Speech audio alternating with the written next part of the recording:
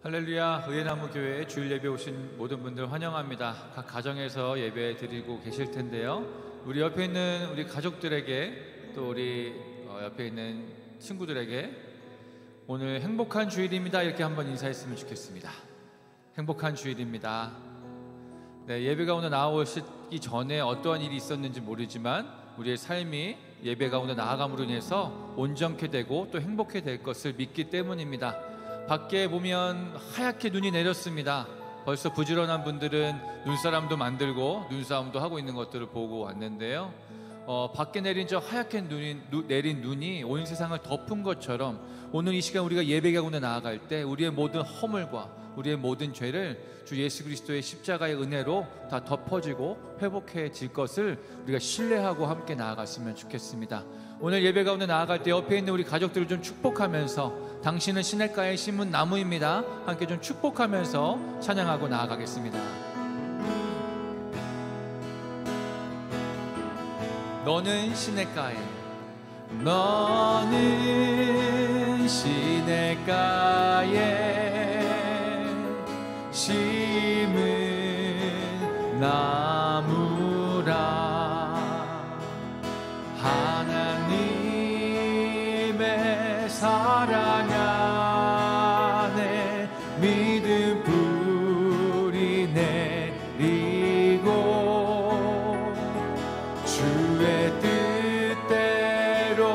주의 뜻대로 항상 한 번 더 우리 눈을 마주치면서 너는 시냇가에, 너는 시냇가에 심은 나무라.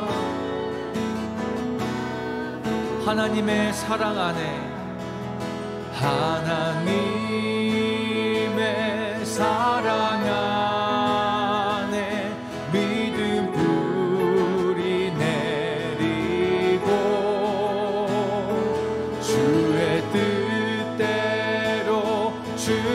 뜻대로 항상 우리의 가슴에 손을 대고 우리 스스로 다짐하면서 나는 시냇가에, 나는 시냇가에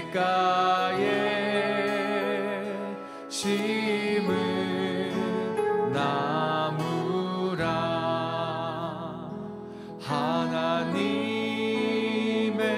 사랑 안에 믿음 뿌리 내리고 주의 뜻대로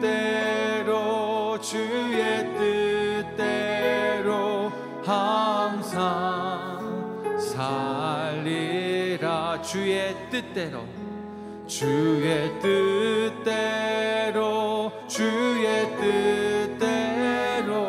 항상 살리라.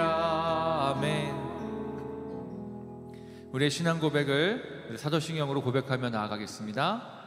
전능하사 천지를 만드신 하나님 아버지를 내가 믿사오며 그 외아들 우리 주 예수 그리스도를 믿사오니 이는 성령으로 잉태하사 동정녀 마리아에게 나시고 본디오 빌라도에게 고난을 받으사 십자가에 못 박혀 죽으시고 장사한 지 사흘 만에 죽은 자 가운데서 다시 살아나시며 하늘에 오르사 전능하신 하나님 우편에 앉아 계시다가 저리로서 산자와 죽은 자를 심판하러 오시리라. 성령을 믿사오며 거룩한 공회와 성도가 서로 교통하는 것과 죄를 사하여 주시는 것과 몸이 다시 사는 것과 영원히 사는 것을 믿사옵나이다. 아멘. 네, 안타깝게도 코로나 사태가 진정되지 않고 점점 더 확산됨에 따라서 온라인으로 이렇게 예배를 드리게 되었습니다. 이렇게 예배를 다시 드리게 되면서 우리 가운데 동일한 마음이 있을 것 같아요. 주의 장막을 사모하는 마음, 주의 전에 나와서 함께 예배하고 싶은 마음이 너무나도 굴뚝 같은데 그러지 못하는 마음이 오늘 굉장히 마음 아픈 그런 주일입니다.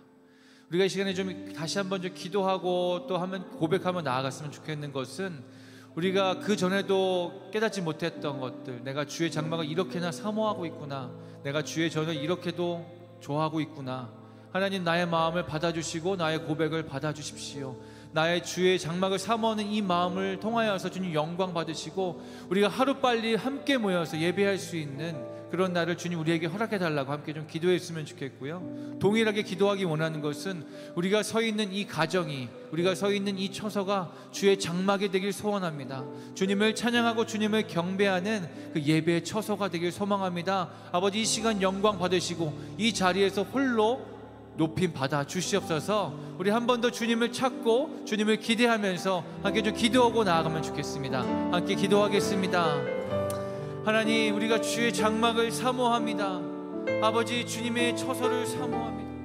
아버지, 주의 전에 나와서 예배하는 것이 그토록 우리 가운데 특별한 축복이었으며 우리 가운데 놀라운 주님의 은혜였다라는 것을 주님 고백하오니 아버지, 하루빨리 이 코로나 사태가 진정되어져서 주님의 전에 함께 모여서 주님을 예배하고 목소리 높여서 주님을 찬양할 수 있는 날이 속히 올 수 있도록 주님 이 나라를 회복시켜 주시고 이 모든 열방을 주님 온전케 하여 주시옵소서. 내가 주님의 장막을 사모합니다.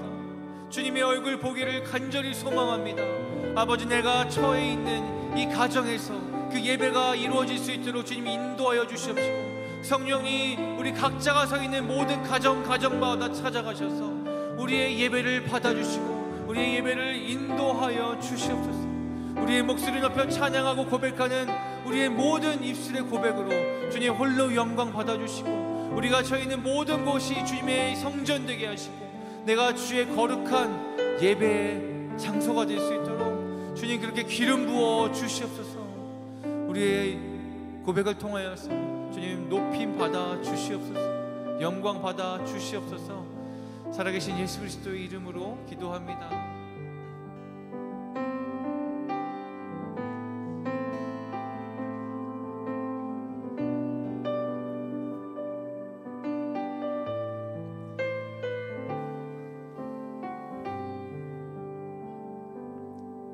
주님, 내가 주의 장막을 사모합니다. 오직 주의 임재를 갈망합니다. 주의 집에서의 하루가 다른 곳의 첫날보다 좋으니 주 사랑 안에 머물며 사랑 노래합니다. 주님, 내가 주의 장막을 사모합니다. 오직 주의 임재를 갈망합니다.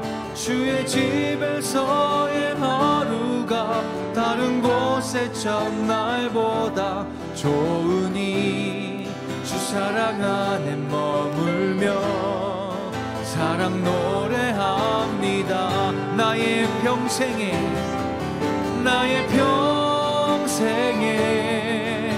단 한 가지 소원, 주의 아름다우심 보며 사랑 노래하는 것. 나의 원 되신 주님의 얼굴 구하며 주 사랑 안에 머물며 사랑 노래합니다.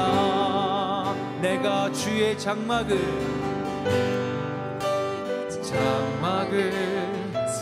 오직 주의 임재를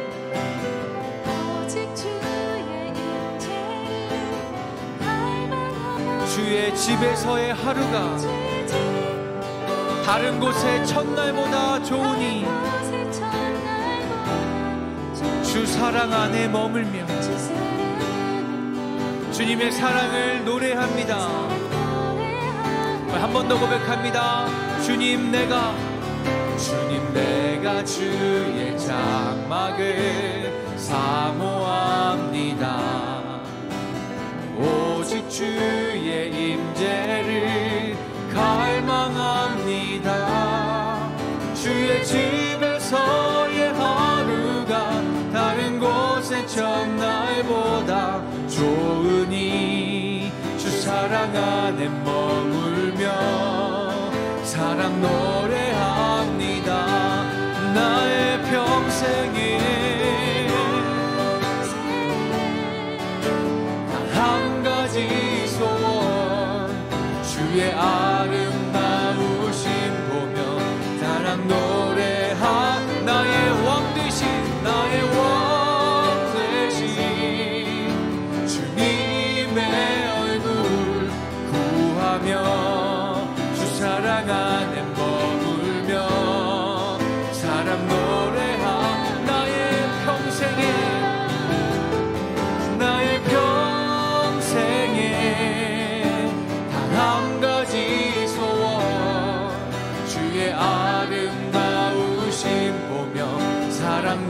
노래하는 것 나의 왕 되신 주님의 얼굴 구하며 주 사랑 안에 머물며 여러분들의 목소리로만 함께 고백하고 찬양합니다. 나의 평생에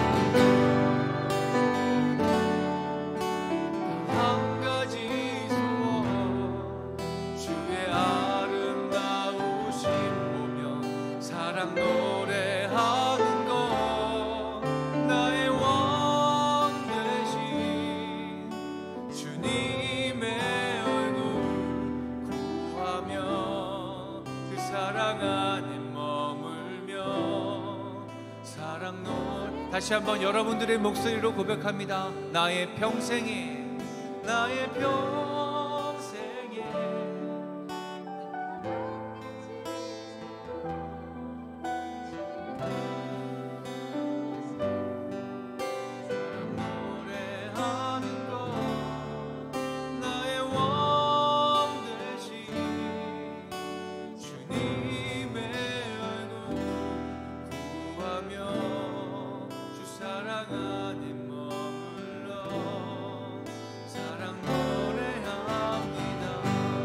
나의 평생에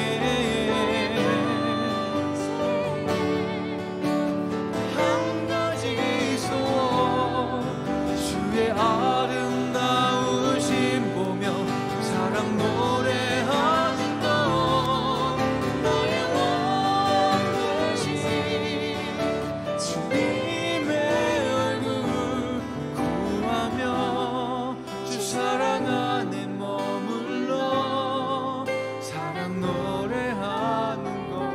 나의 왕 되신 나의 왕 되신 주님의 얼굴 구하며 그 사랑 안에 머물러 사랑 노래하는 것 나의 왕 되신 나의 왕 되신 주님의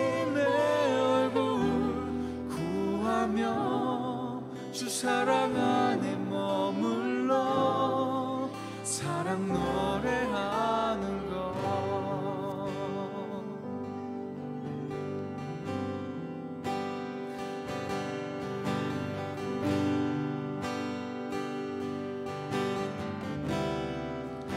나 주를 경배하리 엎드려 절하며 고백해주 나의 하나님 오 사랑스런 주님 존귀한 예수님 아름답고 놀라우신 주 나 주를 경배하리 엎드려 절하며 고백해주 나의 하나님 오 사랑스런 주님 존귀한 예수님 아름답고 놀라우신 주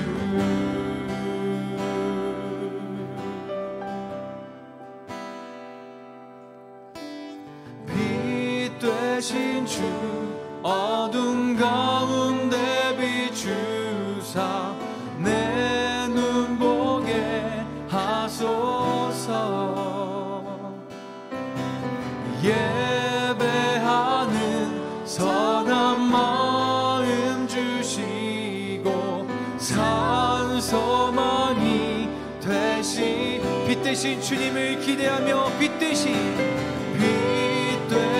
주 어둠 가운데 비추사 내 눈 보게 하소서 예배하는 선한 마음 주시고 산소망이 되시네 만유의 높임을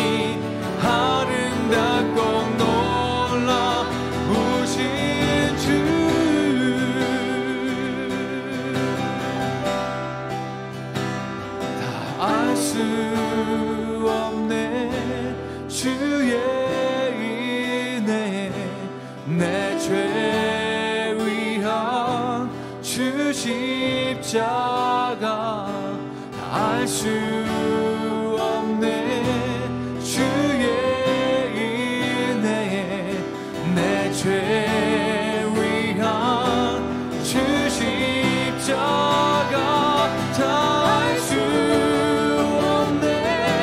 주의 은혜에 내 죄 위한 주 다 알 수 없네. 알 수 없네. 주의 은혜에 내 죄 위한 주 십자가 난 주를 경배하리. 엎드려 절하며 고백해 주 나의 하나님.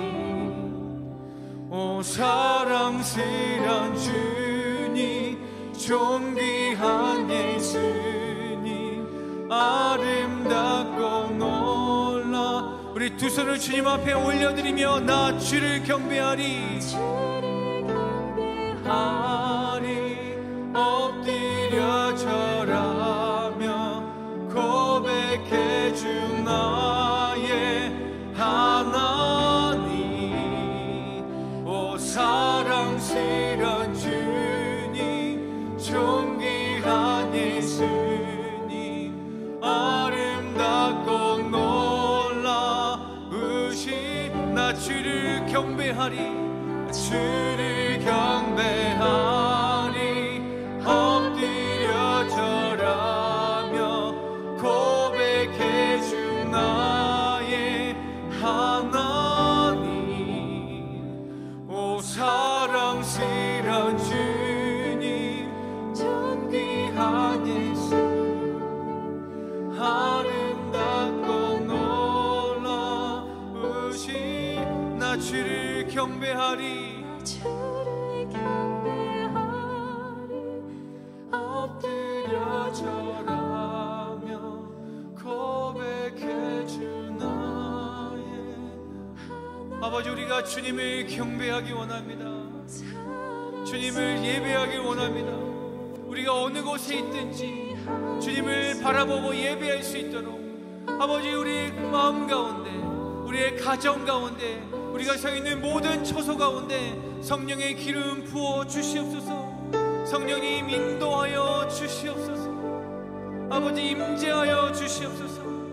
우리가 어떤 곳에도 우리의 예배를 방해받지 않기 원하며, 우리가 어떤 곳에도 굴복하지 않고 오직 주님 한 분만을 바라며 나아가기 원하는 아버지, 눈에 보이는 것이 우리를 방해하는 것이 아니라 사실 우리의 마음 가운데 있는 게으름들과 우리의 마음 가운데 있는 정죄함들과 우리 스스로 만든 여러 가지 족쇄들이 주님을 바라보지 못하게 방해했던 것들이 이 시간 고백하오니 아버지, 이 모든 것들 가운데서 우리를 자유케 하시고 오직 주님을 온전히 바라봄으로 예배할 수 있도록 이 시간 우리를 성령으로 축복하여 주시고 아버지, 주님의 은혜를 내려주시길 간절히 소망합니다. 아버지, 그래서 우리의 작은 입술을 통하여서 작은 입술의 고백으로 내가 주님을 예배하기 원한다라고 주님 앞에 고백하기 원하며 아버지, 그동안 잠잠했던 우리의 영이 다시 한번 주님을 바라봄으로 내가 주님을 간절히 사모합니다라고 고백할 수 있는 이 예배의 시간이 될 수 있도록 성령님 우리를 인도하여 달라고 우리 입술을 열어서 간절히 간구하고 선포하고 찬양하며 함께 기도하며 나아가겠습니다. 주를 경배하리.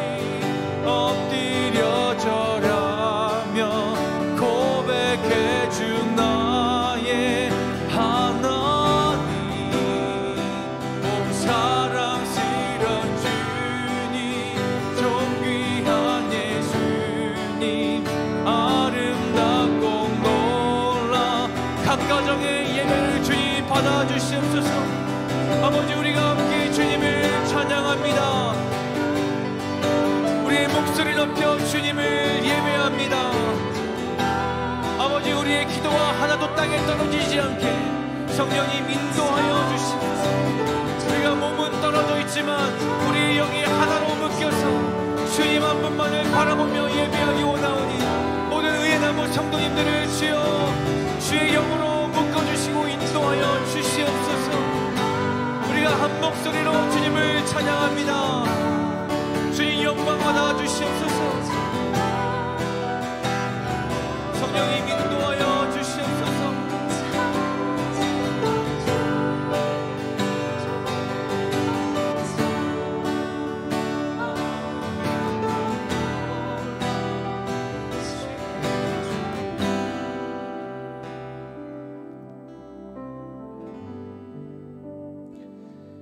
하나님, 오늘도 저에게 거룩한 날을 허락하여 주셔서 비록 우리가 당신의 몸된 교회 가운데 모여서 예배하지 못하지만 온라인상이지만 하나님 앞에 마음껏 예배하고 찬양하고 또 하나님의 말씀을 들을 수 있도록 인도하여 주신 것 너무나 감사합니다. 지난 한 주간 우리가 하나님 앞에 바르게 서지 못하고 우리의 욕심대로 살아갔던 우리의 모든 죄들을 하나님 앞에 내어놓습니다. 하나님 용서하시고 치유하시고 덮어주셔서 우리 깨어졌던 그런 하나님과의 관계들이 다시 회복되어지는 그런 예배되게 하여 주옵소서. 하나님, 이 세상이 팬데믹 상황이 되어 점점 더 심각해지는 상황으로 가고 있습니다. 하나님, 이 위기의 시기 가운데 코로나에 걸려 아픈 사람들, 그 가족들, 또 이들을 힘든 가운데 1년이 다 되어가도록 치료하고 계시는 의료진들, 또 이를 막기 위해서 애쓰는 공무원들, 또 이 사태로 인해서 많은 힘든 시간을 겪고 있는 자영업자들을 비롯한 많은 우리 소시민들, 하나님 그들의 마음을 위로하여 주옵소서. 우리가 실질적으로 할 수 있는 일들이 사실 많지 않지만 그러나 그 어렵고 힘든 가난하고 애타는 그 심령 가운데 오직 하나님의 은혜가 그들에게 덮어주기를 원합니다. 그래서 다시 그들이 버텨낼 수 있고 다시 살아날 수 있는 힘들이 생겨 코로나가 언젠가 물러갔을 때 이들이 다시 새로운 희망을 가지고 다시 설 수 있도록 하나님 그렇게 우리들을 인도하여 주옵소서.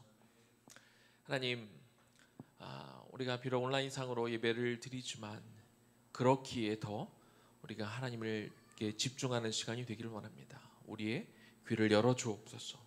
우리의 마음도 열어 주옵소서. 각 가정마다 하나님을 정말 앞에 모시고 우리가 예배하는 것처럼 우리가 열과 성의를 다해서 우리가 예배함으로 하나님의 말씀을 이제 듣기를 원하오니 주여 말씀하옵소서. 우리가 듣겠나이다. 그리고 하나님의 말씀에 따라 살아가겠나이다. 그렇게 결단하는 시간 될 수 있도록 주여 인도하여 주옵소서. 드려진 예물을 위해서도 기도합니다. 비록 몸된 교회에 직접 나와 드리지 못하고 온라인상으로 드리는 예물이지만 그러나 하나님이 예물을 드려지는 이 훈련을 통해 계속해서 나는 하나님 앞에 청지기에 불과하며 그리고 나의 예물, 나의 재물뿐만 아니라 내 건강도 또 우리의 가족도 필요하면 우리의 생명까지 언제나 하나님을 위해 하나님이 원하시는 곳에 하나님이 원하시는 방법으로 하나님이 원하시는 만큼 기꺼이 내어드리는 그런 청지기의 자세로 살아가는 우리 모두 되게 하여 주옵소서. 예수님 이름으로 기도 올려드립니다. 아멘. 네, 또 이렇게 온라인으로 예배를 드리게 돼서 안타깝습니다. 워낙은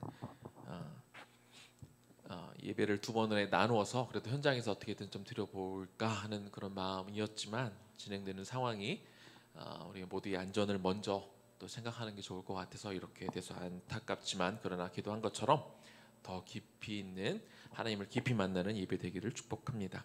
샘터가 이제 9주가 맞춰졌고 다음 주면 이제 마지막 10번째 시간입니다. 혹시 그동안 못 하셨어도 우리가 더 하나님 앞에 더 훈련되어지는 그런 마음으로 마지막 10주차는 모두가 다 함께 참여하는 시간이 되었으면 좋겠습니다. 그런 마음으로 마지막 10주는 꼭 같이 할 수 있었으면 좋겠습니다. 예배 마치고 나면 아마 이미 각 우리 부서별로 연락이 이미 갔겠습니다만 2시 30분에는 줌으로 우리 다음 세대 주일학교 우리 예배 드리도록 하겠습니다. 광고의 시간에 따로 나가지는 않았지만은요 저희가 크리스마스 예배 11시에 아마 드려집니다. 저희가 아까 목회자들끼리 회의하기로는 각 가정에서 좀 줌으로 예배드리고 줌으로 예배드리는 모습을 이렇게 화면에 좀 나오게 하면 어떨까? 뭐 이런 얘기들을 했었는데 좀 더 자세하게 정해지면 다시 광고 드리도록 하겠습니다. 예수님은 누구신가? 저희가 그 말씀을 하고 있는데 오늘 세 번째 시간이고 세상의 빛, 예수님은 세상의 빛입니다 하는 주제를 가지고 오늘 말씀을 나누겠습니다. 요한복음 8장 12절 말씀입니다. 요한복음 8장 12절 말씀 우리 같이 한 목소리로 우리 가정에서도 또 우리 아이들도 좀 같이 읽을 수 있도록 부모님들 같이 예배드리면 좋겠습니다. 같이 읽겠습니다. 예수께서 또 말씀하여 이르시되 나는 세상의 빛이니 나를 따르는 자는 어둠에 다니지 아니하고 생명의 빛을 얻으리라. 아멘. 요한복음 8장의 배경은요, 요한복음 7장부터 쭉 이렇게 이어집니다. 요한복음 7장에는 초막절 관련된 이야기가 나옵니다. 초막절에는 세 가지 예식이 있는데요. 첫 번째는 일주일간 그 예루살렘에 모여서 텐트를 치고 살게 됩니다.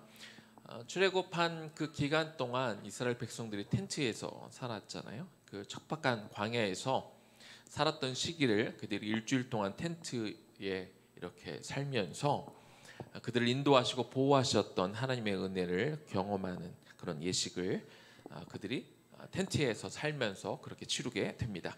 두 번째 예식은요, 한 9월 달 정도에 이미 나눴던 것 같은데 초막절 절기 동안 제사장들은 그 옆에 있는 그 실로암 연못에서 금 항아리에 물을 길러옵니다. 그리고 그 길러온 물을 제단에다가 붓고 제단에서 이제 물이 흘러 나오게 되죠.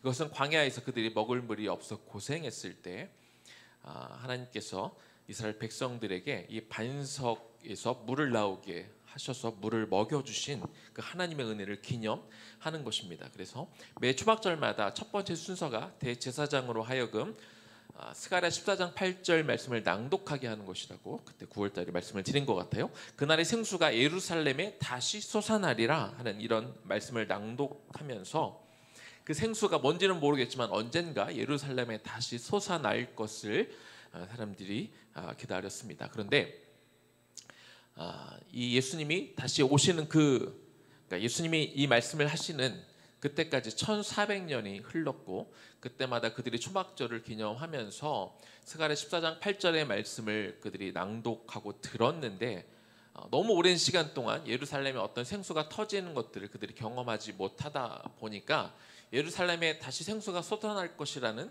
것에 대한 실질적인 기대는 그들이 별로 없었고요. 그리고 그냥 14장 8절 말씀, 스가랴 14장 8절 말씀을 낭독하는 것은 그저 그 예식의 하나로 이렇게 불과했다고 이렇게 말씀을 드렸었습니다.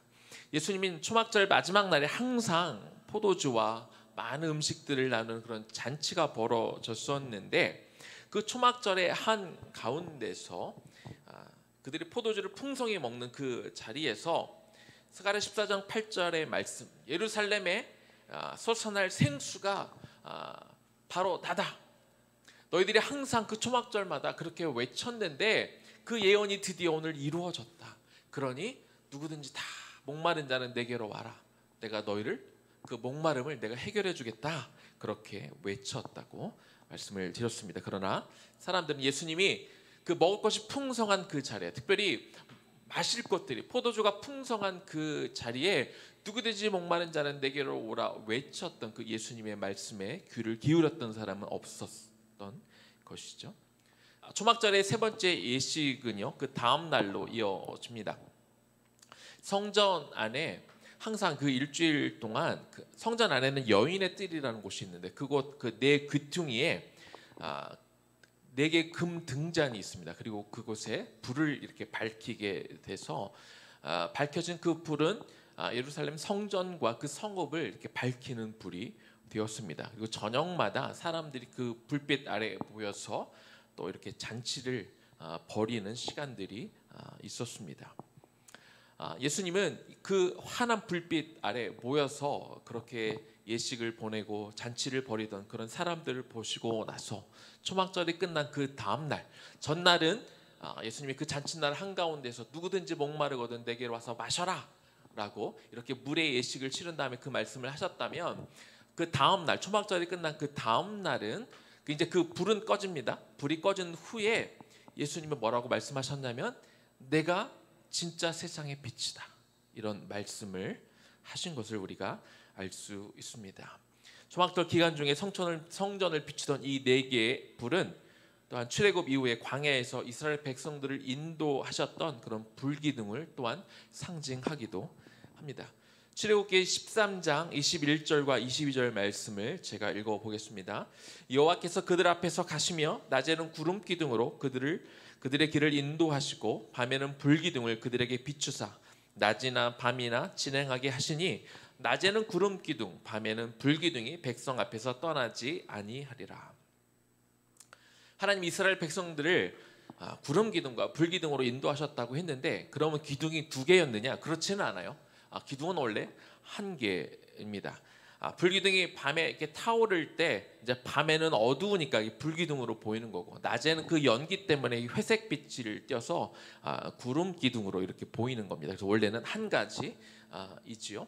그런데 이 불기둥은 광야 40년 그 세월 동안 그 이동식 성막이 하나님의 명령에 의해 지어졌잖아요. 그리고 성막 안에는 뭐가 있습니까? 지성소가 있고 지성소 안에는 또 언약궤가 있죠. 그리고 그 언약궤 그 안에 그곳에서부터 이 속죄소가 있는데 그 속죄소로부터 이렇게 불기둥이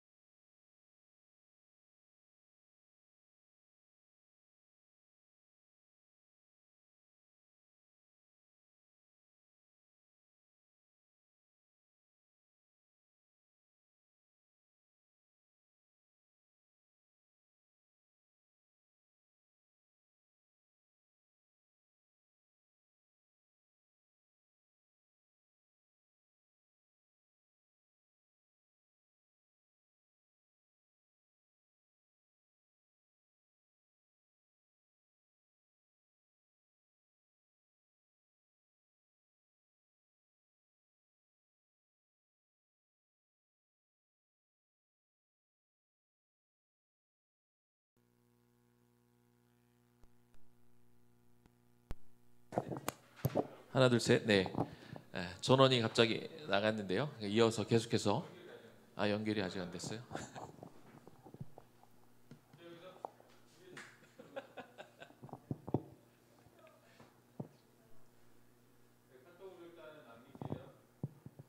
카톡으로 올려주세요.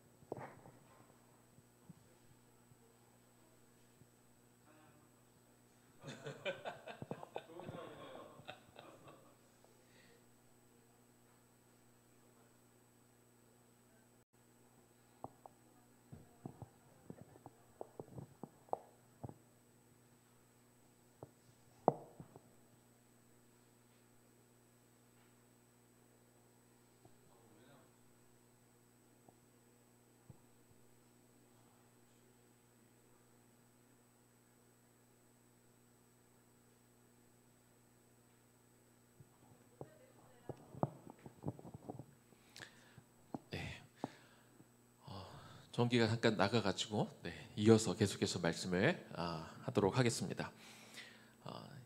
이 불기둥, 구름기둥으로 하나님께서 이스라엘 백성들을 인도했다고 말씀을 드렸는데, 그 불기둥은 광야 40년 그 세월 동안에 하나님이 이동식 성막을 이렇게 짓도록 하셨잖아요.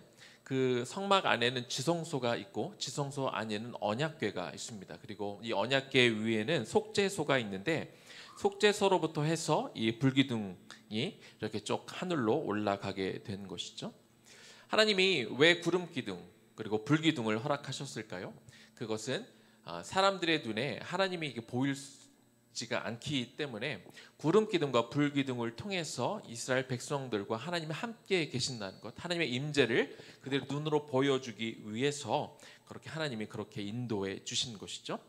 자, 하나님은 구름기둥, 불기둥으로 출애굽한 이스라엘 백성들 이렇게 친히 인도해 주셨는데, 어디로 인도해 주셨어요? 하나님이 약속하신 가나안 땅으로 인도해 주셨죠. 언제까지 인도합니까? 자기 백성들이 가나안 땅에 들어갈 때까지 하나님께서 친히 그 백성들을 인도해 주신 것들을 우리가 볼 수 있습니다. 이처럼 광야에서 이스라엘 백성들을 인도한 그 불기둥을 기념하기 위해서 초막절 때마다 이 성전 안에 있는 여인의 뜰에 이 네 귀퉁이에 하나님이 그 불을 환하게 밝히셨는데, 초막절 행사가 끝난 그 바로 다음 날 예수님이 나는 세상의 빛이라고, 이것이 진짜 빛, 초막절 그 기간 동안 타올랐던 그 환한 빛보다 더 환한 빛, 더 진짜 빛이 바로 나다, 이렇게 예수님이 선포하신 것입니다. 과거 하나님이 불기둥으로 또 구름기둥으로 이스라엘 백성들을 약속의 땅 가나안으로 인도하신 것처럼 이 땅의 빛으로 오신 예수님은 어둠 속에 살아가던 인간들에게 이제 빛이 되어 그들이 갈 길을 이제 인도해 주시겠다, 이런 말씀을 나는 세상의 빛이라고 말씀하시면서 이것을 선포하고 계신 것이죠. 자, 예수님이 세상의 빛으로 오셨다. 그건 어떤 의미가 있을지 많은 의미가 있습니다만 오늘 두 가지만 한번 나눠보도록 하겠습니다. 자, 예수님이 세상의 빛으로 오셨다는 것은요, 사람으로 무엇이 참 진리인지 깨닫게 하신다는 그런 의미가 됩니다. 열왕기상 18장에 보면은 바알과 아세라 선지자들이 아침부터 바알의 이름을 부르며 춤을 추고 바알 신에게 불을 내려달라고 기도하는 장면이 나오죠. 무려 약 3년 반 동안 비가 내리지 않자 이제 하나님이 진짜 신인지 바알이 진짜 신인지 그들이 이제 비를 내리기 위해서 먼저는 그 각자의 신에게 찾아가서 불을 내려, 제단을 쌓아놓고 불을 내려 달라는 일종의 대결을 이렇게 하게 되는 것이죠. 850명이나 되는 바알과 아세라 선지자들, 그들이 모여서 춤을 추고 불을 내려달라고 기원하는 장면은 아마 그냥 인간의 눈으로 보기에는 굉장히 멋진 광경이었을 겁니다. 그렇게 규모가 크고 멋진 장관을 연출하면서 그들이 그렇게 춤을 추며 기원을 했지만, 그렇다고 해서 그들의 소원이 이루어질 수는 없는 것이죠.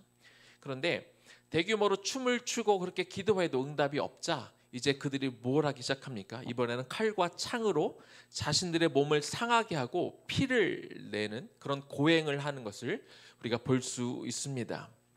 그러나 자신들의 몸을 그렇게 상하게 하고 고행을 하고 그렇게 어떻게 자신의 정성을 다해서 자신들의 신을 움직여 보려 했지만 살아있지 않은 신이 그들에게 반응을 할 수는 없는 것입니다. 이제 하루가 다 지났습니다. 아침부터 그들이 별것을 다 했지만 아무런 움직임이 없자 저녁이 되고 이제 엘리야 선지자가 나서게 됩니다.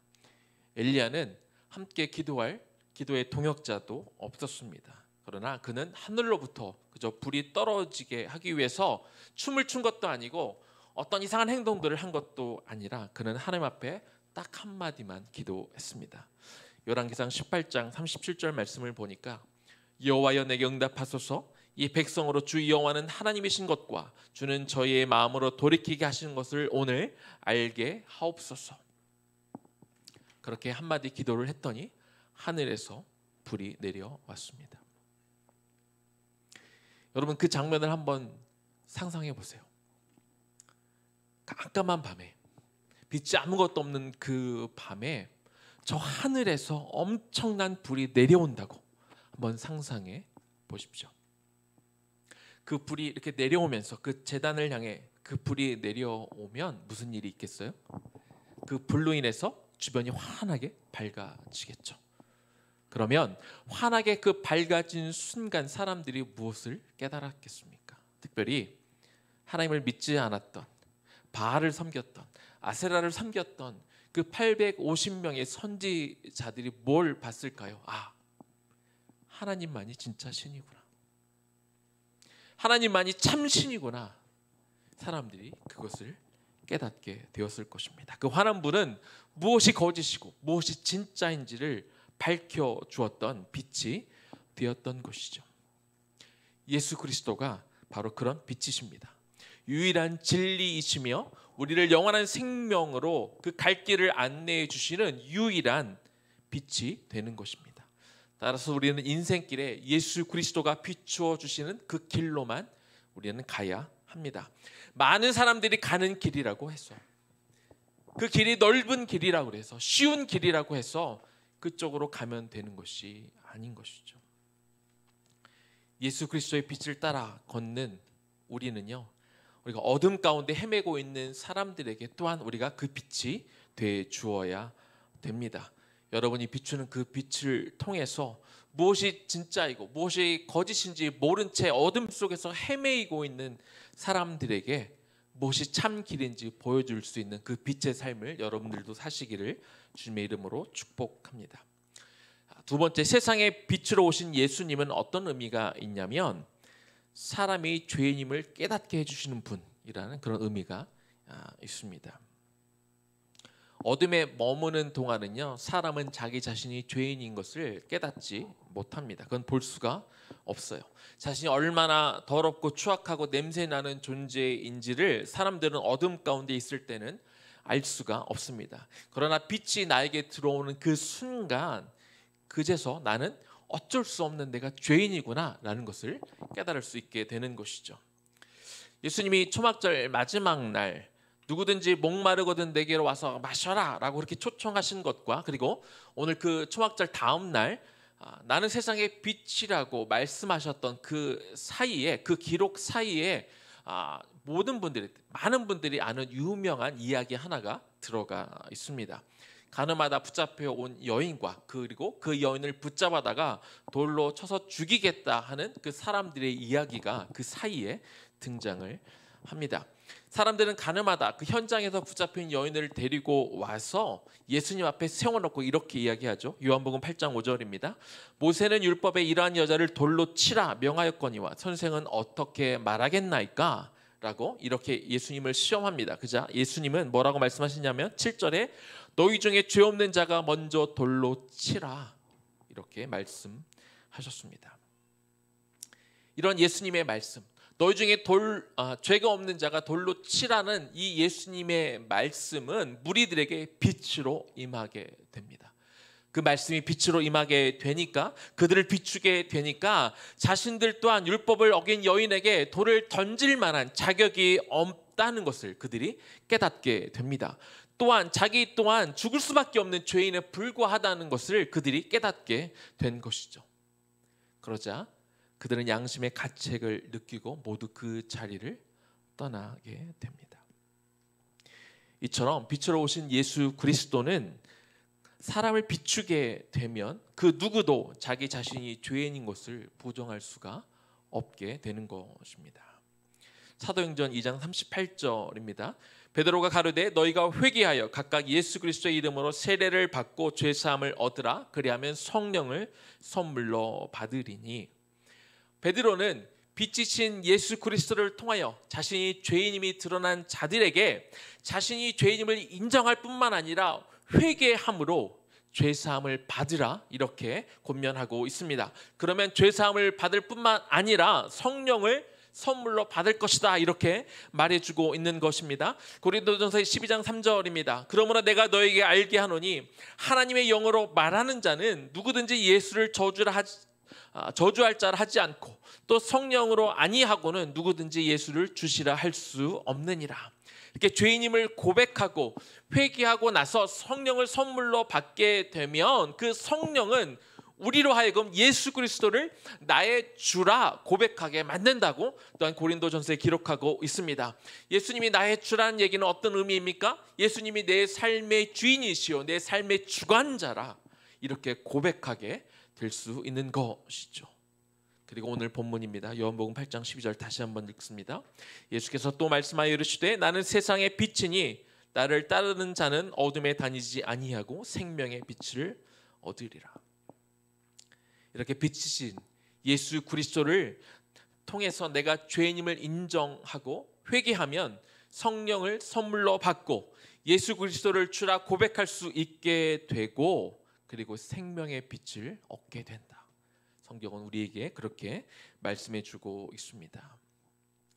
그러나 빛이신 예수님을 통해 자신이 죄인임을 깨달았다고 해서 모든 사람들이 그 생명을 받는 것은 아닙니다. 가늠한 여인을 죽이겠다고 그 나왔던 사람들, 예수님의 말씀이 빛으로 임하여 자기들을 비추었을 때 자기들 또한 죄인인 것을 그들이 깨닫게 되었습니다. 그러나 그들은 회개하지 않습니다. 그들은 부끄러워서 자신이 또한 부끄러운 죄인이라는 것을 깨달아지자 자신만 깨닫는 게 아니라 혹시 다른 사람이 내가 죄인인 걸 알면 어떡하지? 하는 어떤 부끄러움 때문에 남들에게 보여주기 싫었던 그런 마음들 때문에 회개하지 않고 그만 예수님을 떠나버립니다. 그들에게 빛이 비춰져 죄인임을 깨달았을 때 회개하여 성령을 받고 예수 그리스도를 나의 주님이라고 고백함으로 영원한 생명을 얻을 기회가 있었지만 그러나 그들은 회개에 이르지 못하고 그곳을 떠남으로 그들이 구원받을 수 있는 기회를 놓쳐버린 것입니다. 죄를 깨달아 설령 부끄러움을 느낀다 할지라도 그것 자체가 회개는 아닌 것이죠. 회개에 이르지 못하면 우리는 영원한 생명을 얻을 수 없게 되는 것입니다. 이처럼 세상의 빛으로 오신 예수님은 우리를 비춰주셔서 우리가 자기 자신이 죄인임을 깨닫도록 도와주시고 또 그들 중에 도망가지 않고 죄를 회개하고 그리스도를 나의 주라 고백하는 자에게 영원한 생명을 얻도록 인도해 주시는 그런 분이십니다. 이제 말씀을 마무리하겠습니다. 이 마무리하는 이 말씀을 여러분들이 좀 잘 깊이 듣고 새길 수 있었으면 좋겠습니다. 세상을 바꾸는 가장 큰 힘이 어디에서 나올까요? 우리는 학교를 다니면서 아마 역사 시간을 통해 세상을 바꾼 혁명에 대해서 아마 우리가 배웠을 것입니다. 혁명은 세상을 대대적으로 한꺼번에 변화시킵니다. 혁명은 정치 체계라든지 사회 구조를 바꾸는데 정치 체계나 사회 구조를 바꾼다는 것 역시 그것들을 움직이는 사람들을 바꾸게 된다는 같은 의미이죠. 그래서 혁명은 정치나 사회 구조를 바꾸고 많은 사람들이 변화를 경험하도록 만듭니다. 이러한 혁명은 많은 사람에게 한꺼번에 큰 변화를 준다는 데 있어서 역사적으로 큰 의미가 있습니다. 하지만 저는 혁명이 가져오는 어떤 혁명적인 변화보다 더 위대한 변화는 빛으로 오신 예수 그리스도를 통해 한 개인이 변화되는 것, 저는 이것이 더 위대하고 더 큰 변화라고 믿습니다. 제가 보기에는요, 혁명이 위대하기는 한데 거기는 한계가 있습니다. 왜냐하면 혁명은 다른 사람이 잘못한 것을 지적하고 다른 사람을 바꾸어 변화를 이끌어 냅니다. 그리고 이 혁명의 대상이 되는 사람은 비록 그것이 정의를 이루어가는 과정인 것은 맞지만 요즘 말로 하면 그들이 적폐로 몰려서 공공의 적으로 비난을 받고 거의 회복이 불가능한 상황으로 이렇게 몰리게 될 때가 많이 있습니다. 오늘 아까 잠깐 소개했던 이 가늠하다 붙잡혀온 여인은 율법을 어겼기 때문에 율법에 의해서 용서받지 못하고 돌로 쳐 죽임을 받는 것, 이것이 정의를 이루는 일로, 이것이 하나님의 뜻을 이루어지는 일로 여겨진 것과 같은 이치인 것이죠. 또한 혁명으로 타인을 바꾸어 변화를 일으키면 그것이 성공한 것처럼 보이고 더 세상이 좋아진 것처럼 보이기는 하는데 시간이 흐르면서 이 혁명의 동력이 떨어질 때가 많이 있습니다. 왜냐하면 혁명을 일으킨 주체 또한 연약한 인간이기 때문에 그렇습니다. 혁명의 대상인 이 사람들을 낙마시키고 나면 새로운 세상이 올 것 같지만 세상이 좀처럼 잘 바뀌지 않습니다. 왜냐하면 혁명의 주체가 되는 사람들 또한 죄인인 것이기 때문에, 그들 또한 연약하기 때문에 시간이 지나면서 혁명을 주체한 사람들의 죄가 또 드러납니다. 그들의 연약함이 드러나고 그들의 악한 본성이 드러나게 되는 것이죠. 그러면 사람들은 실망하게 되고 혁명의 주체였던 사람들이 도리어 또 혁명의 대상이 되는 그런 일들이 벌어지는 것이죠. 역사는 이렇게 반복되어 오고 있습니다. 반면 빛으로 오신 예수 그리스도는 각 사람의 죄를 비추어 드러나게 하시는데, 죄를 비추는 목적이 죄인들을 일일이 다 찾아내서 그 죄인들마다 정죄하고 죽이기 위해서 비추어 주시는 것이 아닙니다. 도리어 그 사람을 살리기 위한 목적으로 빛을 비추어 각 사람의 죄를 드러내는 것이지요. 죄를 드러내어 그 죄를 인정하게 만들고 그 죄 때문에 예수 그리스도 앞에 무릎 꿇게 하고 그 죄로 인하여 십자가 앞으로 나오게 하는 것입니다. 그래서 죄에 묶여있던 그 옛 사람은 죽이지만 그러나 영원한 생명을 얻는 새로운 삶으로 사람으로 변화시키는 것이 빛으로 오신 예수 그리스도의 목적이 됩니다. 다시 말하면 예수 그리스도라는 빛은 다른 사람을 바꾸고 변화시켜 세상을 변화시키는 것이 아니라 먼저 자기 자신을 변화시키고 바꾸어 갑니다. 그렇게 타인을 바꾸어서가 아니라 예수 그리스도를 믿어 자기가 먼저 변화되고, 그렇게 그리스도로 인하여 자기가 먼저 변화되어진 사람들이 모일 때 변화된 세상이, 변화된 사회가 찾아오는 것이죠. 마태복음 5장 16절입니다. 이같이 너희 빛이 사람 앞에 비치게 하여 그들로 너희 착한 행실을 보고 하늘에 계신 너희 아버지께 영광을 돌리게 하라. 성경은 너희 빛을 다른 사람들에게 비추라고 명령하고 있습니다. 여러분은 여러분의 빛을 다른 사람들에게 비추고 계십니까? 여러분, 오해하시면 안 됩니다. 여러분이 빛을 비춘다라는 그 의미는 여러분 안에 스스로 빛을 발광한다, 그런 뜻이 아닙니다. 여러분이 빛을 비출 수 있는 것은 여러분들이 죄인임을 인정하고 회개하게 될 때, 그래서 영원한 생명이 주어지면 여러분 안에 누가 들어오세요? 예수 그리스도가 들어오게 되는 겁니다. 그러면 여러분이 빛을 비추라는 그 의미는 여러분 안에 계신 그리스도의 빛이 여러분을 통해 다른 사람에게 비추어 주게 되는 것입니다. 그래서 바울은 무엇이라고 이야기합니까? 에베소서 5장 8절과 9절 말씀입니다. 너희가 전에는 어둠이었더니 이제는 주 안에서 빛이라. 그리스도가 여러분 안에 계시기 때문에 주 안에서 빛이라고 그렇게 말씀하시는 것이죠. 그렇기 때문에 빛의 자녀들처럼 행하라. 빛의 열매는 모든 착함과 의로움과 진실함에 있느니라. 바울은 빛의 자녀로서 우리가 어떻게 살아가야 되냐면 모든 착함과 의로움과 진실함으로 살아가라, 이렇게 우리에게 말해주고 있습니다. 여기서 착함이란 어떤 선한 행동을 하는 것이 아니라 이제 예수 그리스도가 내 안에 계시기 때문에, 그래서 내 마음대로 내 뜻대로 내가 원하는 대로 살아가는 것이 아니라 앞으로의 내 인생을 예수 그리스도께서 비춰주신 그 길로 행하는 것, 예수님의 뜻대로 살아가는 것, 내 살아가는 그 모든 길이 하나님의 영광을 위해 살아가는 그 길을 말하게 되는 것이죠. 이렇게 살아가게 될 때 내 삶에 의로움이 있고 내 삶이 진실해지는 것입니다. 여러분 안에 그리스도가 들어와 있으면, 여러분 안에 예수가 들어와 있으면 예수 그리스도라는 빛이 이제 비추게 되고, 그래서 여러분을 통해 다른 사람에게 빛이 비추이게 되는 것입니다.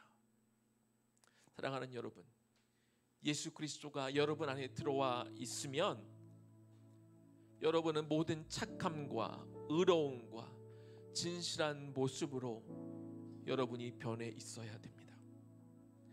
지금 그렇게 변해 있어야 됩니다.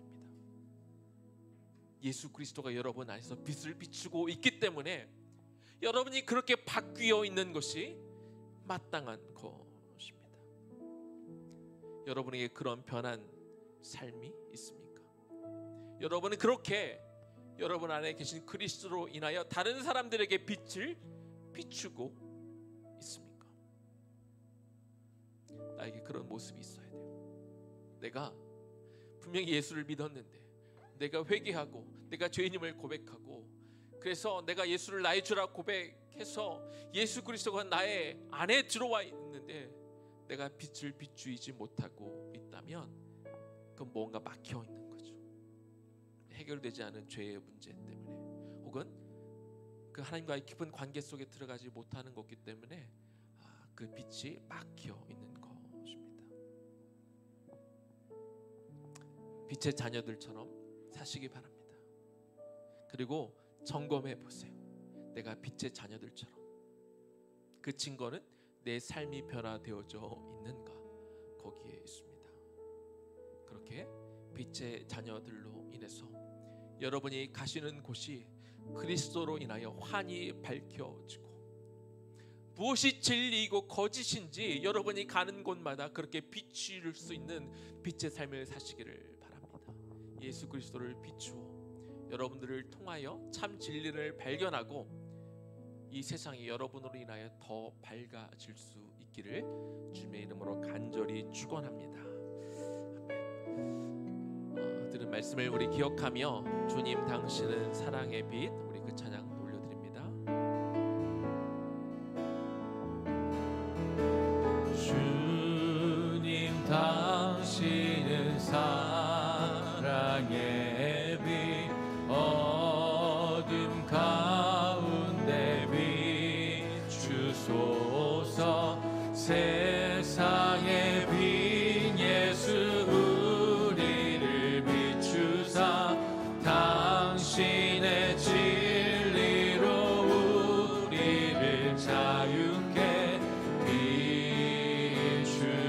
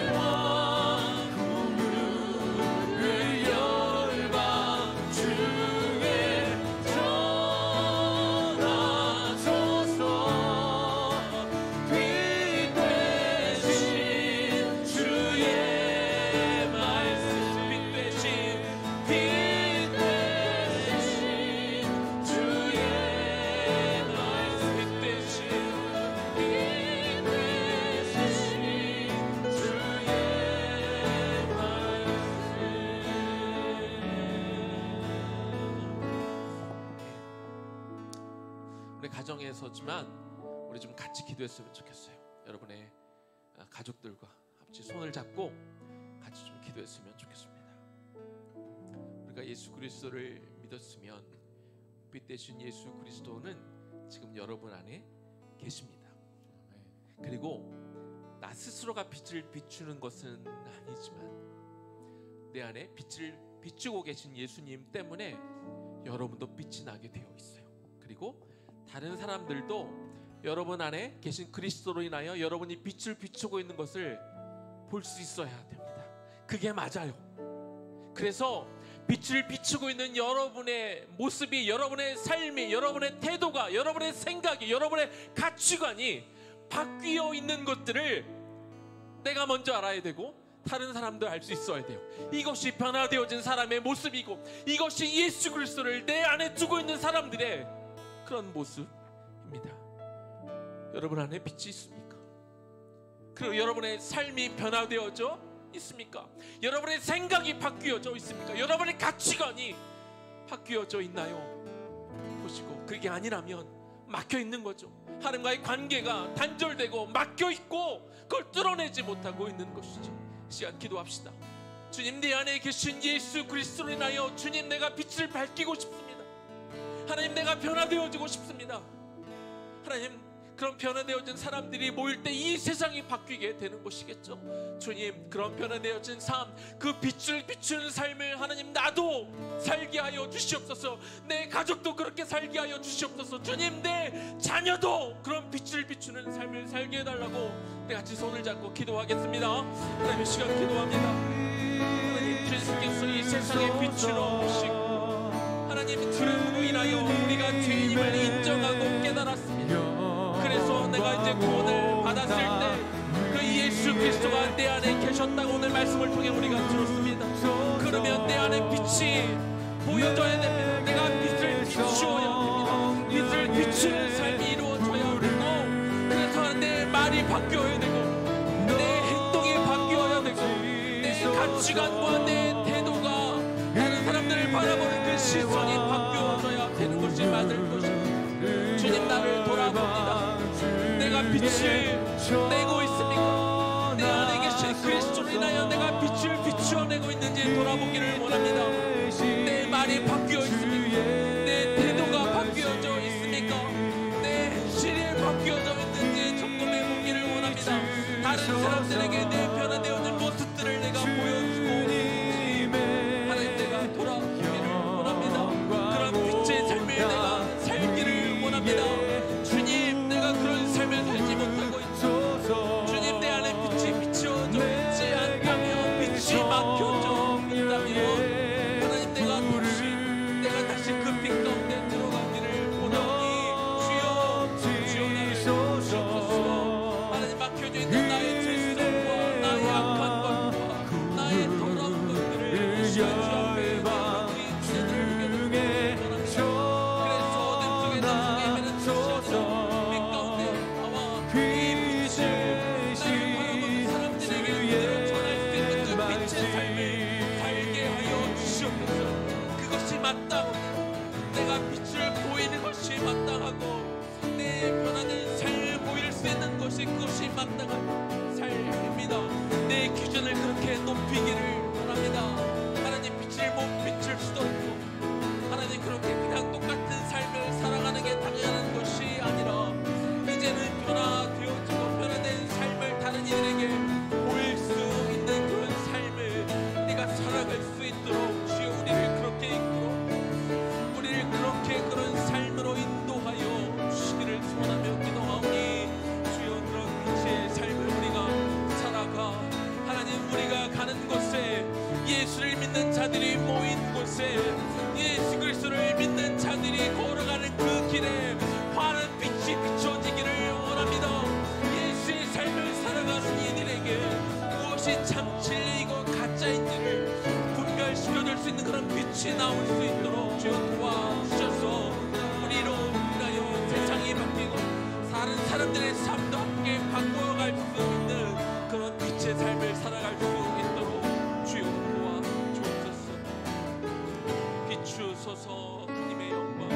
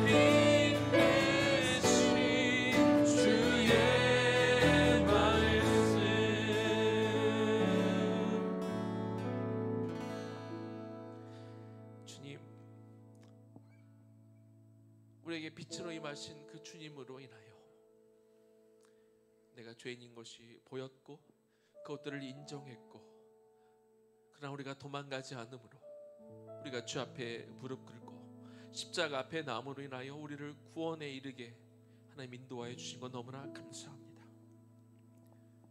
우리가 죄인임을 인정하고 주 앞에 나아올 때 이제는 예수 그리스도께서 우리 안에 들어오게 되어 있습니다. 빛이신 예수님, 그 빛은 내 안에서도 비추는 게 맞습니다. 나 스스로는 빛을 비출 만한 능력이 없지만 내 안에 계신 예수 그리스도로 인하여 우리가 가는 곳마다 빛을 비추고 있는 게 그것이 맞습니다. 그래야 마땅합니다. 하나님, 내 안에 그런데 빛이 비추고 있습니까? 하나님, 내 안에 계신 그 빛으로 인하여 내 삶이 바뀌어 있습니까? 내 삶이 변화되어 있습니까? 내 쓰는 용어들이 바뀌어 있고, 내 말투가 바뀌어 있고, 내 눈빛이 바뀌어 있고, 내 생활 태도가 바뀌어 있고, 내가 좋아하는 것들이 하나님 바뀌어 있을까요? 예수 믿고 구원받고 내가 교회를 다니며 예배를 드리는 신앙생활을 하는, 아니 종교 생활을 하는 것으로 하나님 만족하지 않게 하여 주시옵시고, 날마다 나를 예수 그리스도의 빛으로 다시 한번 점검해 보기를 원합니다. 나는 빛을 비추고 있는 사람인가? 내 안에 계신 그리스도로 인하여 내 인격이 바뀌어 가고 있는가? 내가 모인 곳에, 내가 가는 곳에, 성도들이 모여 있는 곳에 예수 그리스도가 비춘 그 빛으로 인하여 세상이 바뀌어 가고 있는가?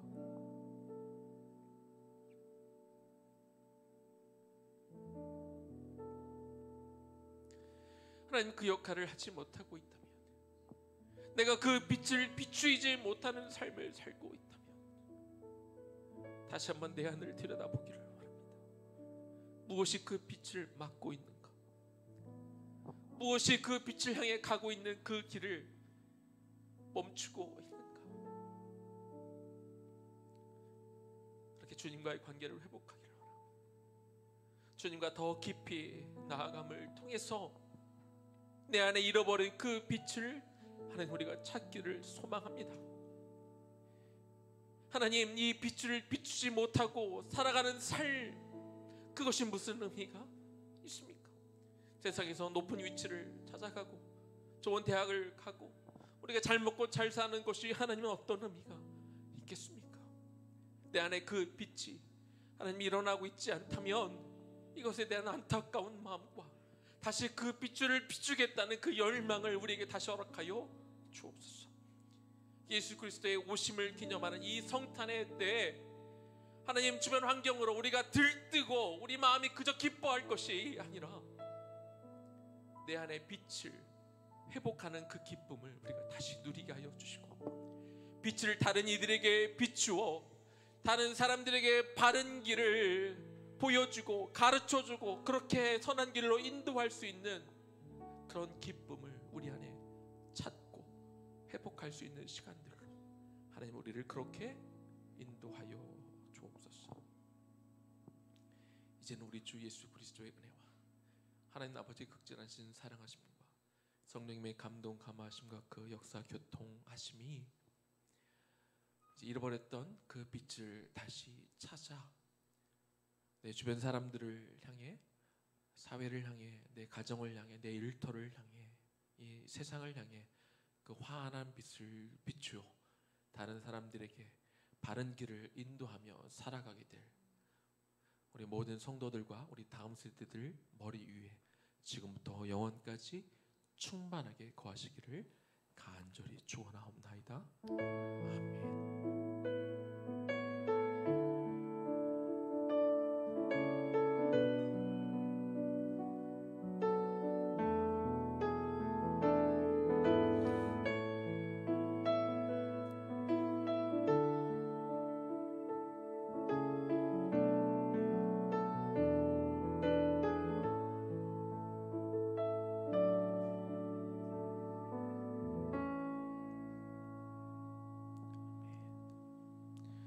잠시 쉬었다가 2시 30분에 우리 다음 세대들 우리 주일학교 예배 드리도록 하겠습니다.